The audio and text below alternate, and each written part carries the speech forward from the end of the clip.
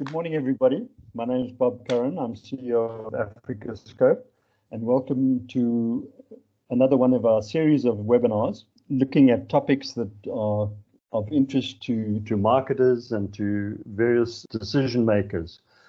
The aim of the webinars is to highlight some interesting information and hopefully get some understanding of what is new and what is new is happening in the world of research. So today's talk is from a longtime colleague and friend, Ted Langschmidt, who is based in Toronto at the moment. But just quickly, a little word about Africa Scope. We are a market research and a GIS company. We've been passionate about development of Africa, and for the last 15 to 20 years have been moving up and down Africa, our footprint across the African continent, as well as operating in Asia. We are a strategic information and decision-making organization, assisting decision makers in making the right decisions based on hard, fast, and reliable data. We also pride ourselves as being innovative in terms of the products and services that we offer, and we've developed an interesting array of those products, which I think if you visit our website, you will see the kind of work we're doing. Just a quick word about Ted Langschmidt. Ted followed in the footsteps of his father, Dr. Wally Langschmidt, who's a doyen of research in South Africa. And Ted started here in South Africa. He had his companies here.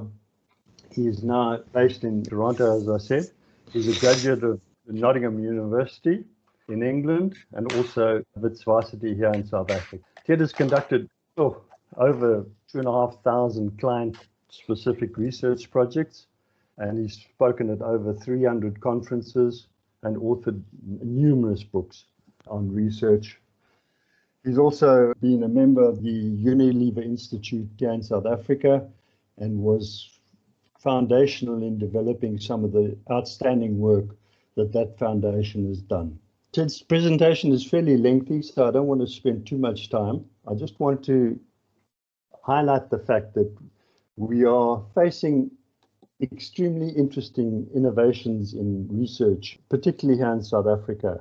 And it was not many years ago that Ted introduced us to the mindsets of South Africa, to show and to highlight the population of South Africa is actually divided up into a number of little islands.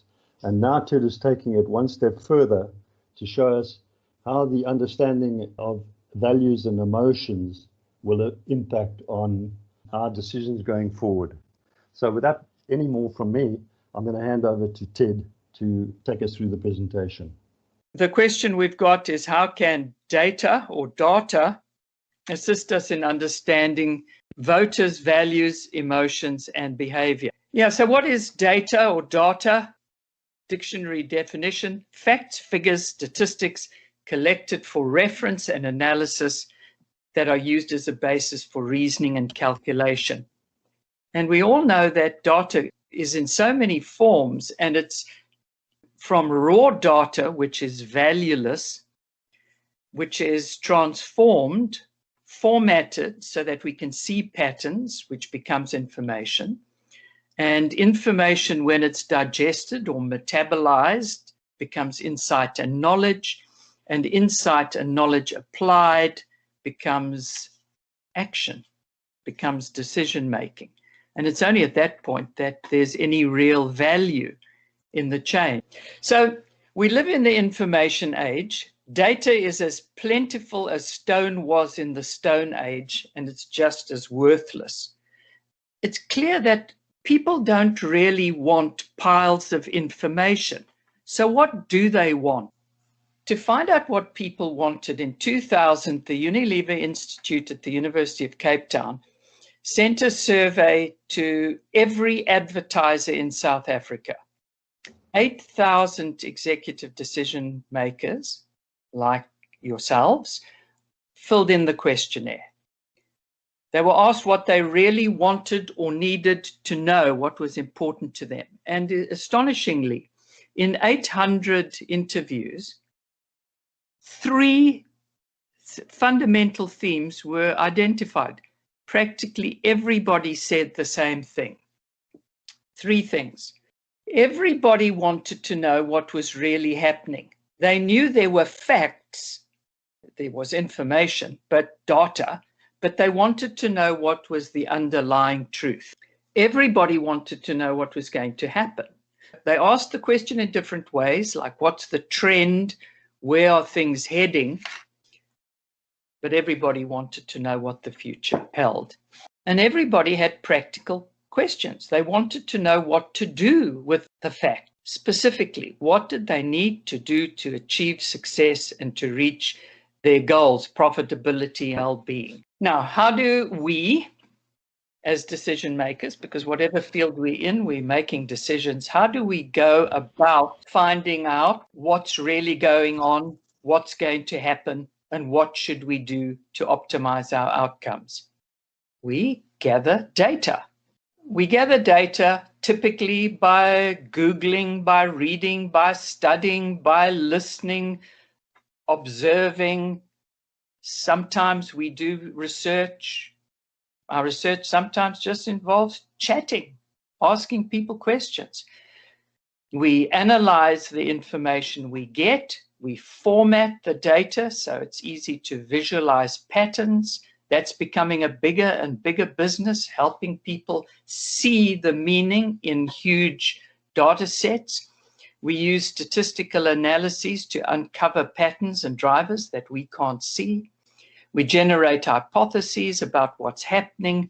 We brainstorm and discuss the options. And in the end, we reach consensus. And sometimes we're not all that confident, but we do decide what it is that to do.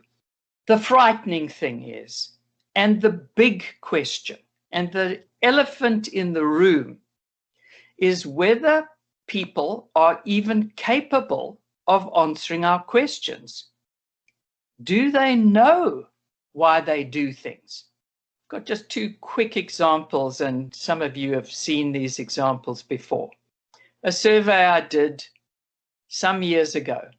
You ask people why they choose the tires they have on their vehicle, and everybody is very plausible, very rational.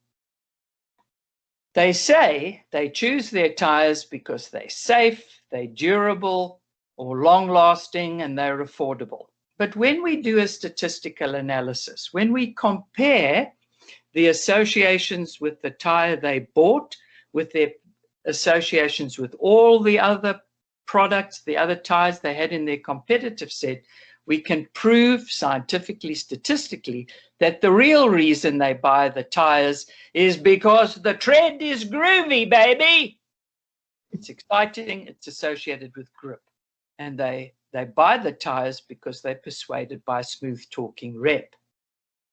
Those are the real reasons, and they have nothing to do with the claimed reasons. Another example. Why are you with your ad agency? Why did you choose them? Why do you stay with them?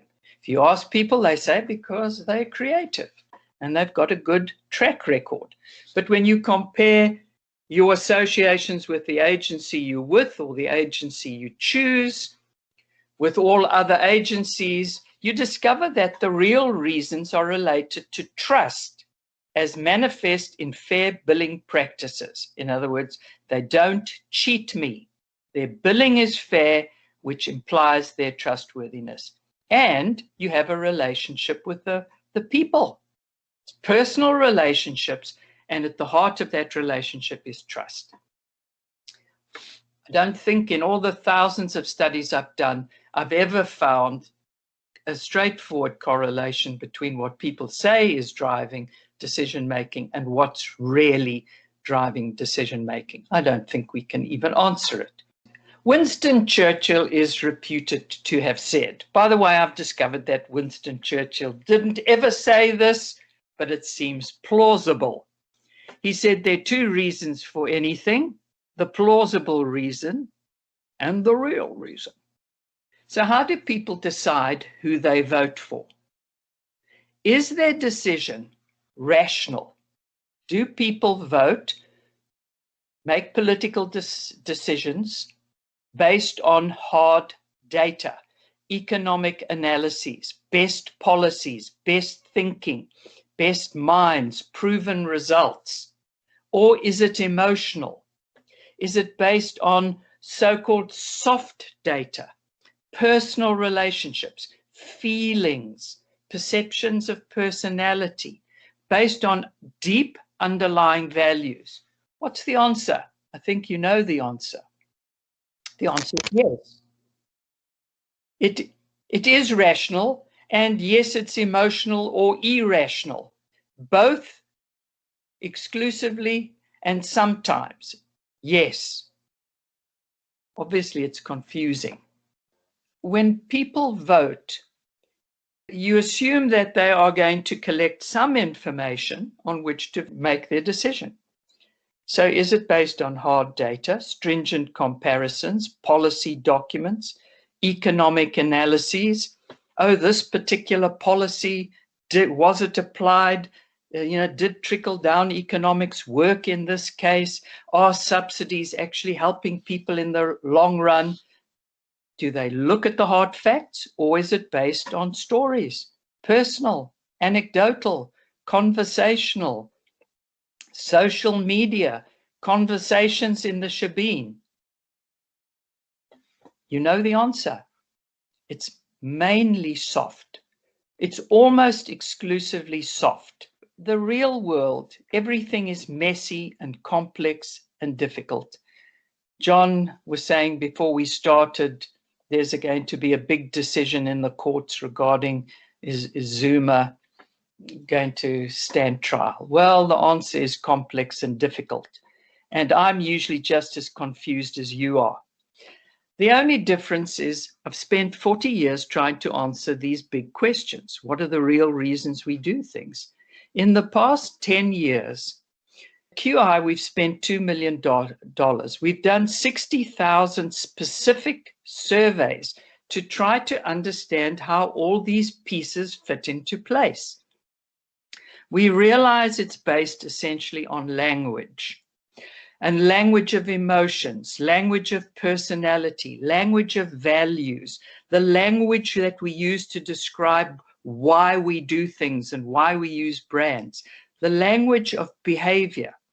And so we produced maps of language.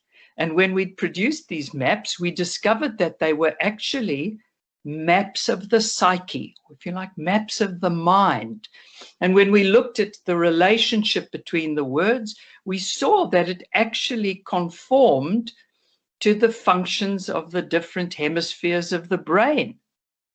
And obviously, when you understand these patterns, you begin to see how they impact on decision making. So in this webinar, my old friend, Bob, has asked if I'd share some advice with you based on the findings of our research. Tongue in cheek, I've called these the TED Commandments. So here we go, folks. Let's start taking your tablets. The first commandment, go hard and go soft. Explore the tangibles, the rational, and the intangibles relating to parties, candidates, and leaders. Don't just be rational.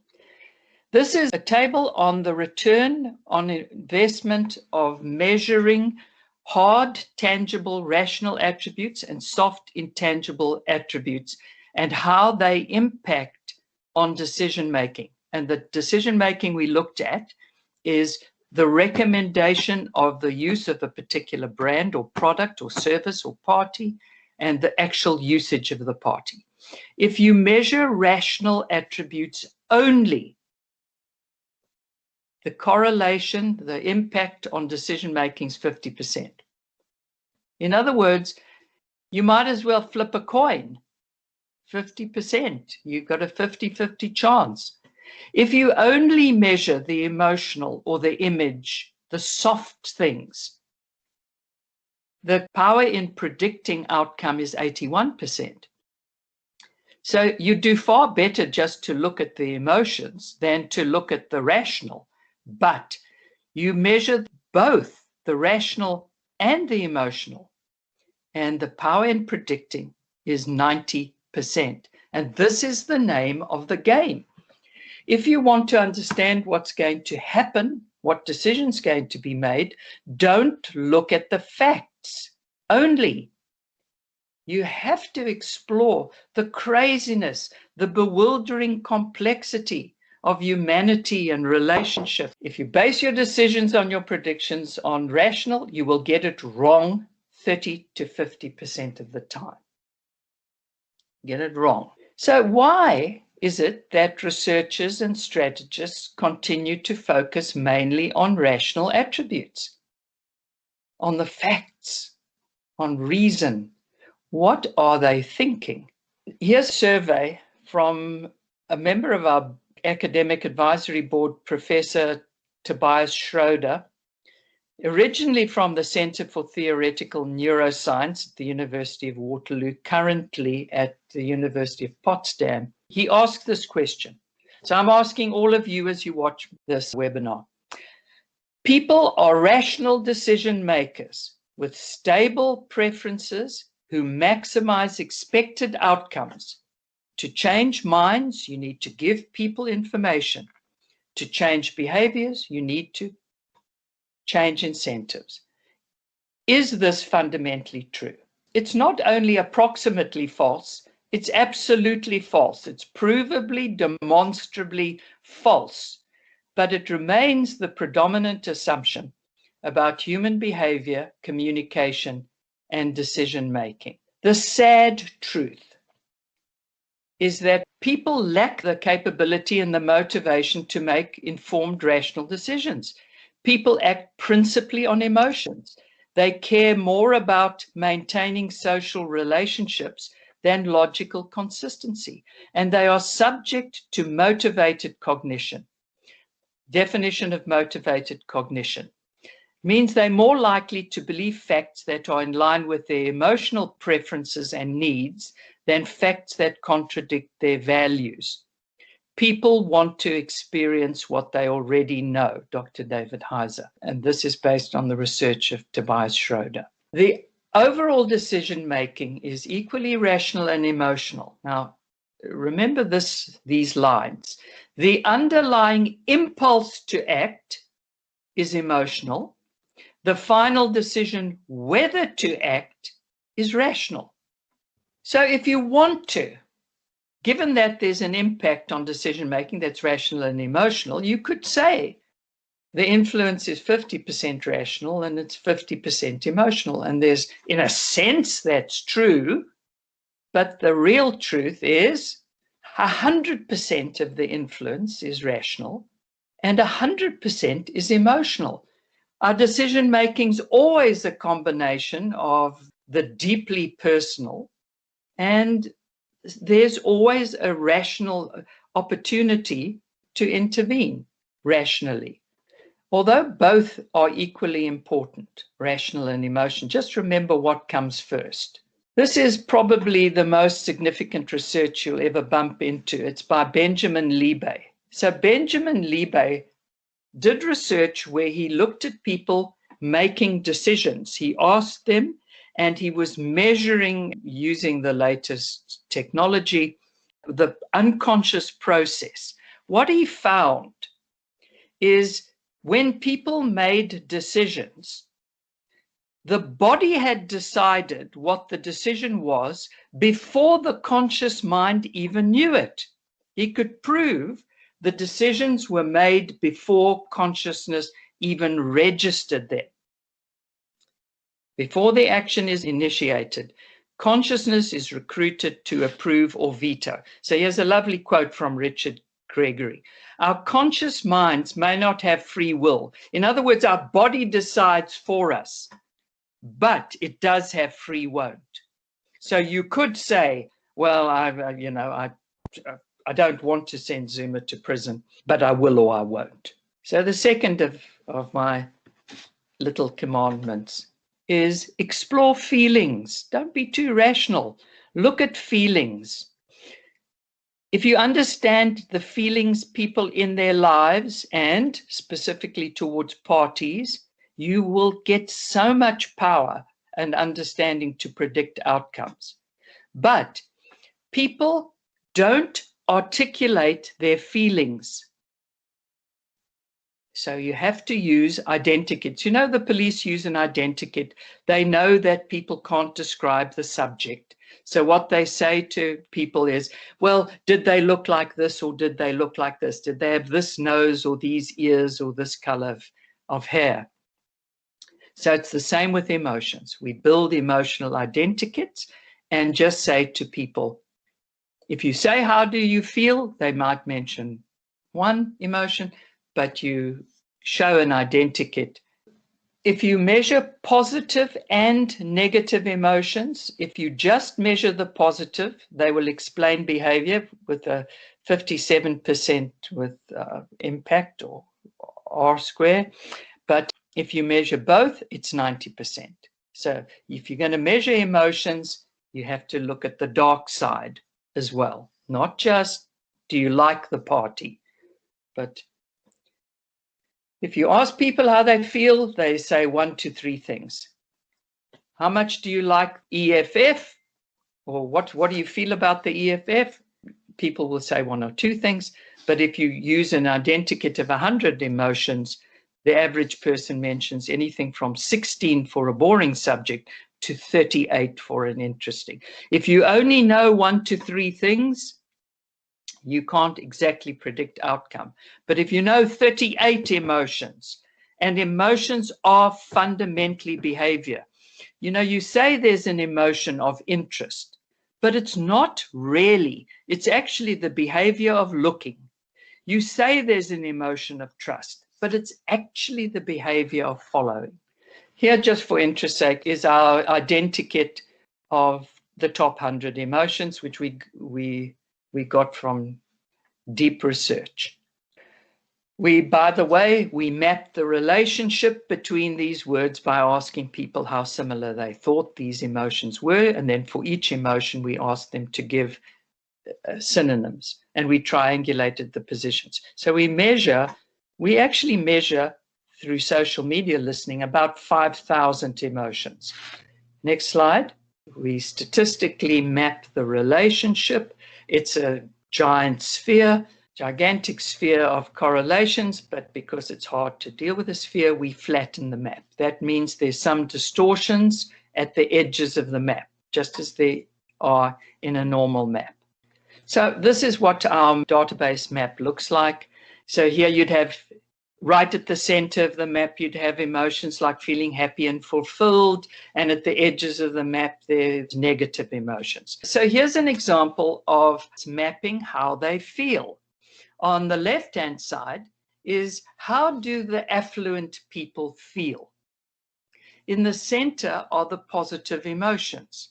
And the outer ring, which is actually the back side of the map, are the negative emotions. On the right-hand side are, how do the poor feel? Can you see that on the whole, poor people feel more positive emotions? The pattern is almost identical. They just feel more strongly, and they have more negative emotions. Our work shows that the ratio of positive to negative emotions is powerfully predictive of outcome. The amount of emotion in the core of the map is powerfully predictive. The ratio across dimensions or zones of the map, we have found, whether we were looking at emotions or personality or behavior or values, we find the same patterns consistently across language and the levels of the map. You can see we didn't invent language any more than a spider invented a spider's web. Language invented us. The deep structures of language are what shape our decision-making, inescapably. That might be a bit hard to swallow, and if we get to know each other better, we might understand it better. So the next commandment is explore personality. Don't be so damn rational. Look at people's feelings and look at how they perceive personality, of parties, of the ideals, of how they see themselves. And again, because people can't articulate, use identikits. What is personality? Well, it's the visible aspect of character, but it's also an analog of emotion. An analog means it's analogous to emotion. You could say, I feel trust. I could say, Bob, I feel trust for you. But I could also say, you are trustworthy. Personality, or as it applies to brands or political parties, is a projection of what we perceive other people are feeling, and consequently how they'll behave, especially towards us. Personality represents the likelihood of somebody experiencing an emotion and therefore behaving. That's how this mechanism's evolved. Personality is powerfully predictive of behavior. Trustworthy people act in a trustworthy way. By the way, the word personality comes from the Latin word persona, which is a theatrical mask. So here, from a tool called the QI brain, which has all these different levels, here is what the personality, this is the relationship of the personality words. And of course, our map also explores how the personality words relate to the emotional words, and how the emotional and personality words relate to the values, and how they relate. It's just completely integrated map of how these dimensions of language connect. So here, from a survey, the heading says QI maps help you visualize relationships. So here's an actual survey. How would you describe your boss? So there's the map, but let's look closely at it. If you ask people what they think about their boss, they might say one thing. Oh, he's a bit of a stinker, or, I'm scared of him. But when you give an identikit, this is the picture from a survey we did of the personality of the CEO of a major league North American hockey team. If you look at the center of the map, in the center of the map, the person is perceived to be confident, entrepreneurial, passionate, successful, tough, interesting, intelligent. He's got no heat in the center of the map, no heat in the caring zone, no heat in the relatable zone, no heat in the desirable, but he's got quite a bit of negative heat at the edge of the map. He's controversial and arrogant and cheapskate and out of touch and a difficult, stubborn, egotistical, controlling. The guy is a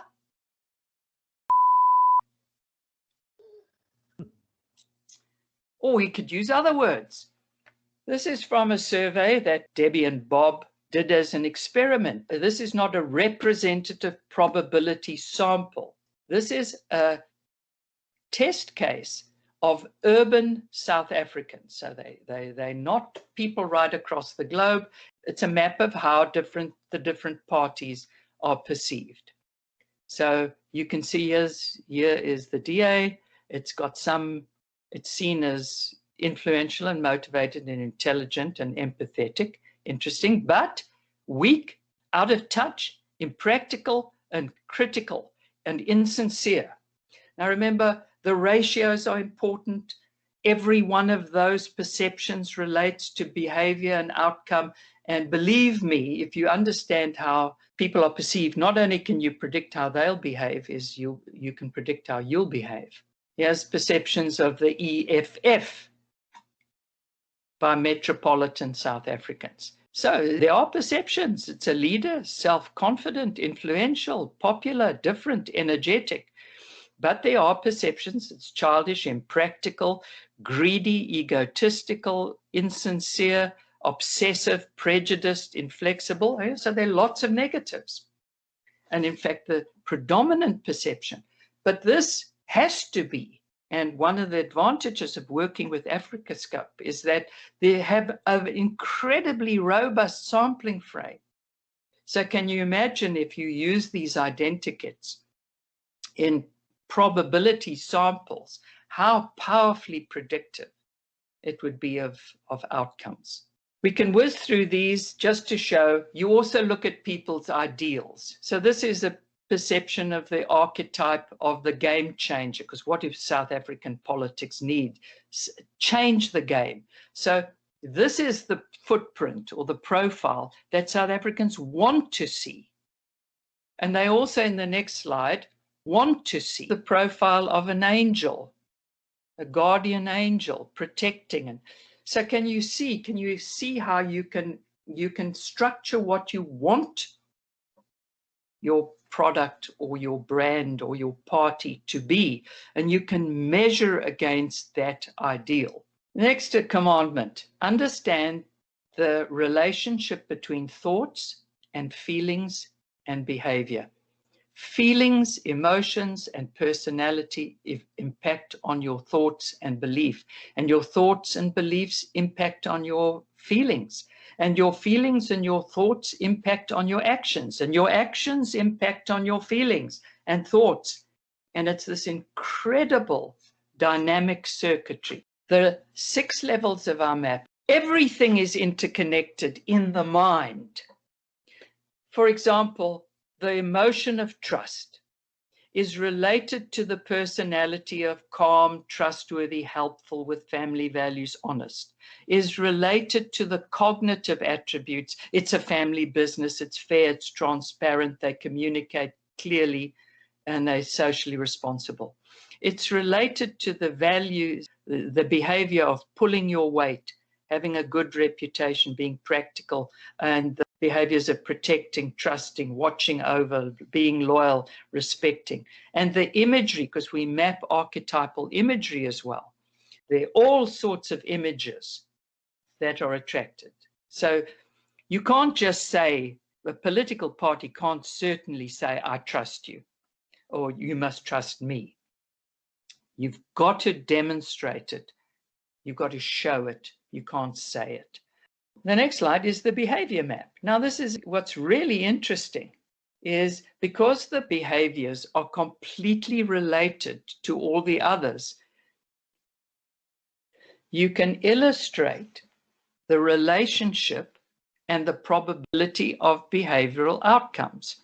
This is especially fun in staff surveys. So if people are angry, the probability of shouting is 69%, arguing 60%, and blaming 50%.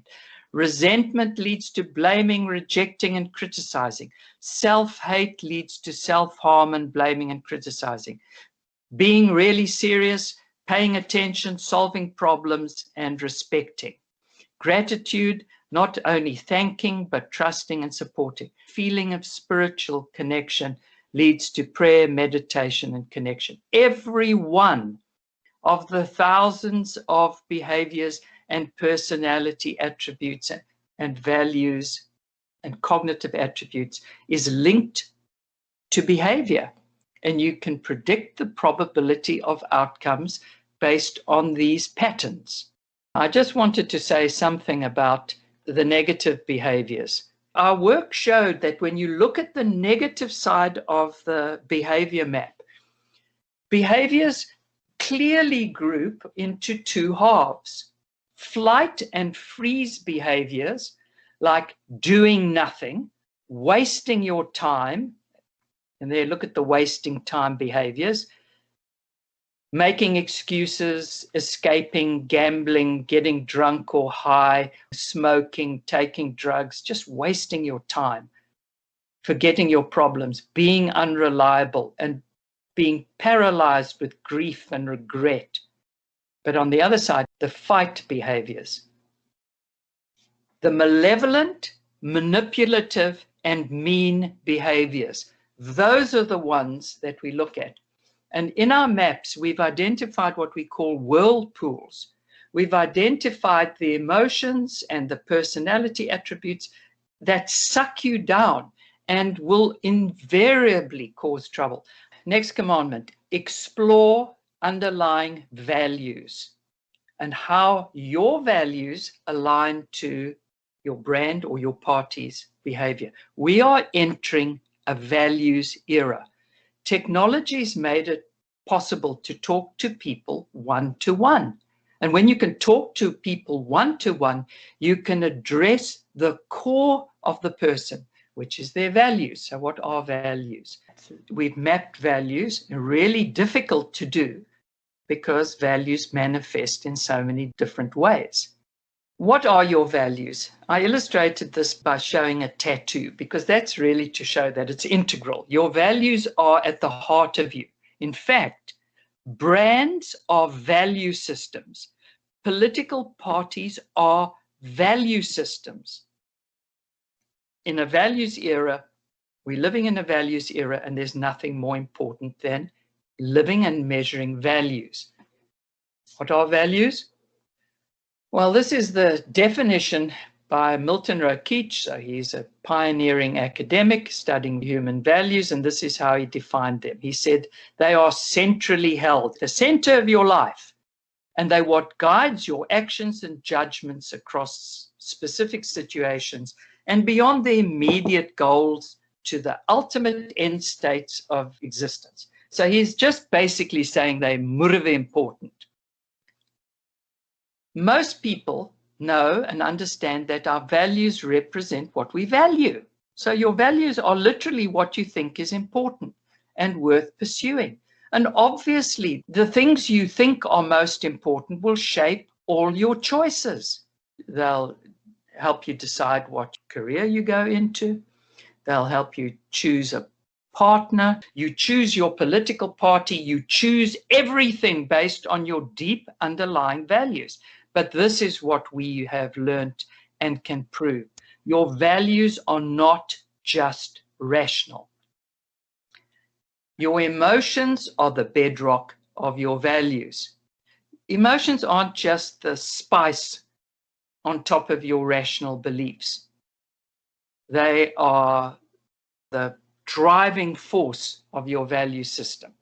Now, values are difficult to measure because they manifest in so many ways, from vague feelings to firm beliefs. So you can see a person's values in what they love and what they hate and what they dream and hope and what they need and what their goals are and what their beliefs are. And we run a survey called the Value of Value Survey. And what we're hoping to do with Afriscope is do the Value of Value Survey in South Africa. So to look at all these dimensions of values and emotions and personality and behaviors and all the juicy and important brand stuff. How important are values? How powerfully predictive? Thank you to Debbie Milne, who works with Bob and works with QI in South Africa. Values are 2 to 5 times more powerful than any combination of demographics. They're 2.4 times more powerfully influential on TV patterns, viewing patterns than any kind of demographic, on what you own, on what groups you belong to, on what your activities are. 4.5 times more influential on the choice of your car than any combination of demographics. 5.4 times more powerfully influential of what you claim you're going to do. How powerfully do they impact on voting patterns? Now, if you just looked at the usual demographics, you can predict voting patterns with a 54% accuracy. If you looked at emotions, personality, values, beliefs, it improves the odds. But the extraordinary thing is that if you look at all of them, the demographics, plus the emotions, goals, values, you can improve it to 82%. Politics is the most difficult to predict. That's why pollsters get it wrong so often.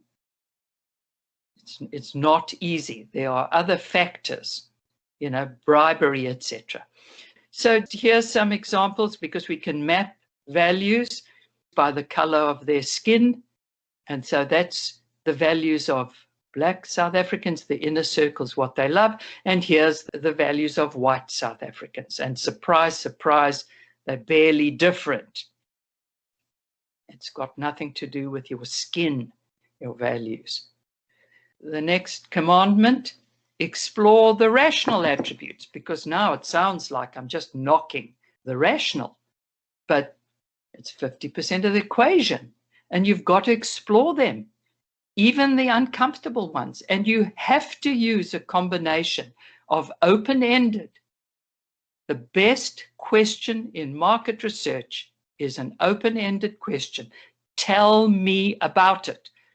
Tell me about the ANC, the EF, in your own words. Free association. What comes to mind when you think about it? And when you use identikits, you've got to use positive and negative identikits. So this is the map, the rational attribute. We measure 30,000 rational brand attributes. Many of them apply to political parties. It's based on our thousands of surveys. We just say, tell us about this brand. Tell us about that brand. Tell us about any brand you'd reject. So we just generate the vocabulary. We look at advertisements, etc. So we built this identikit of rational brand attributes. But when you do a specific survey, there are always very specific market-related attributes. So examples from some of the work that Bob and I have done, and Debbie and I have done for Future Fact and in South Africa. Here's some examples of the rational brand attributes that are important. Well, do you provide quality education? Do you give free university education? Good healthcare, a strong military and law and order? Do you stamp out corruption? Do you attract overseas investment? Blah, blah, blah. All those things. Most of them are in the data set, but when they're not, they have to be inserted into the identikit and they have to be measured. And what we do is we calculate how each and every one of these variables impact on the decision whether to vote. But we look at the interconnectedness. So how do they impact on the level of trust and of liking, etc., etc. So what we've learned, what we discovered in mapping brand attributes is that their meaning is not determined only by what they denote, but also by what they connote. Every word, meaning comes from its emotional embedding, its emotional connotations. Every word is supercharged with feelings. Every image, everything you look at in the outside world, everything, the meaning of things is the emotional association. In fact, brain research shows that whenever you tap, you can stimulate the brain. And whatever you find when you stimulate a point in the brain is you see something, a word or an image and an emotion. The emotion embeds all language and all imagery. And so obviously words have powerful emotional charges and they powerfully impact behavior and outcomes. Now, I'll just give you one example here. Take the rational brand attribute made in China. So the word obviously denotes the product's point of origin, but the connotations of made in China are numerous. Made in China today in the early 21st century, it's got negative connotations. Correlates with the following cognitive attributes: low quality, questionable ingredients, inaccurate labeling, unhealthy, unsafe, artificial, processed, mass-produced, exploiting workers. Now it's going to change. There was once a time where made in Japan meant low quality. So these connotations can change. You can set about changing them. But at the moment, that word has a powerful negative charge. So we've got to understand when you look at these cognitive attributes, their pathways into emotions and values and the other levels of the map. Yeah, and so here's just some examples of mapping the cognitive attributes, and I can't go into the details, but there's the map of Coca-Cola. You see, it's a powerful brand, a strong red core, but there are negatives. And what are the negatives associated with? And why? And there's one of Air Canada. Yeah, good core, but lots of negatives. And there's a map of the tobacco industry. You can't measure specific brands, but you can see how the heat in the core is declining, the negatives are growing. Marijuana at the moment has a much better map, more heat in the center and less negatives, but stick around. Code, the voice of customer analytics. People are doing less market research these days because market research is typically just dumb. Typically people measure only a few attributes. They typically focus only on the positive. They give people simple choices, either or. Is it price or quality that's most important? For research to be valuable, it's got to measure all the dimensions. So what people are turning to is listening to conversations, social media feeds, listening to what people say in their website. So if you picture our map as a dream catcher, a coding frame, so you just scrape a website or you take somebody's open-ended reports and you look for the words in the coding frame. You can produce maps of anything.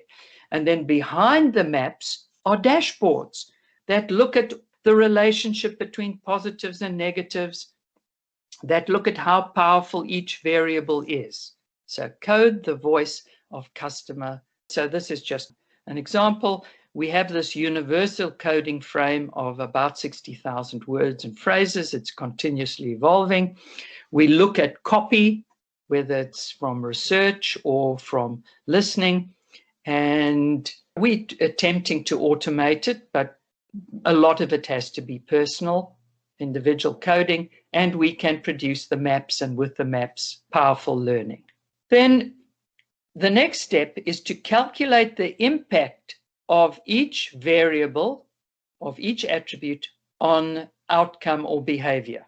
So remember the example I showed you relating to tires. So people would say durability is important, but actually you could prove the tread is important.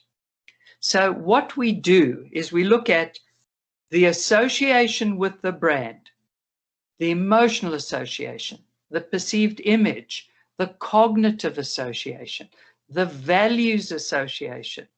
We look at how all those variables impact on the dependent variable. But we don't just look at statistical correlations. We do complex statistical analyses. And then this is what we do. We look at the association times the impact. So for example, let's just talk about politics. So if there's a perception of a leader that he is corrupt, well, obviously corrupt isn't a great attribute. So the association, 60% of people think he's corrupt.